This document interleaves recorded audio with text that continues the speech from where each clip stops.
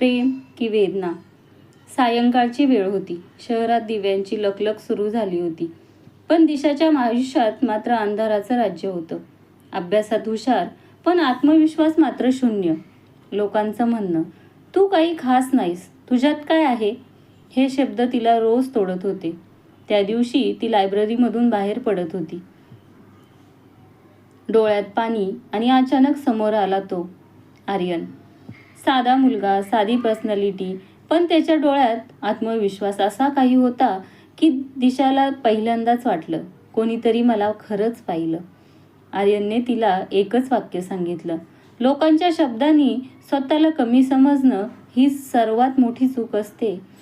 दिशा थांबली, थोडं स्मित केलं. तुला कसं कळलं?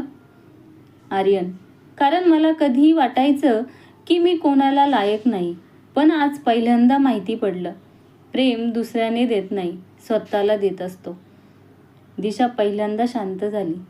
तिला समजलं नाही, पण काहीतरी बदलायला सुरुवात झाली होती. चालत चालत अचानक त्याच्या फोनवर कॉल आला. आर्यनने कॉल कट केला आणि दिशाकडे पाहिलं.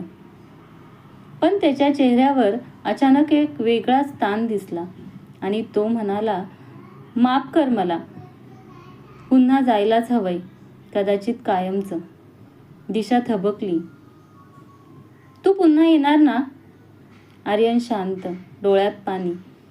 तुझ्यासाठी एक वचन आहे माझ्याकडे, पण आधी तू स्वतःला वचन दे की तू कुणाच्या शब्दांनी स्वतःला तोडू देणार नाही. आणि तो निघून गेला. दिशा जागेवरच उभी. काय होतं त्याच्या आयुष्यात? का निघून गेला?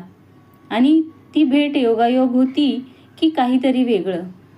इथे अध्याय 1 संपला, पण कथा इथे संपत नाही, इथूनच सुरू होते. पार्ट 2 लवकरच.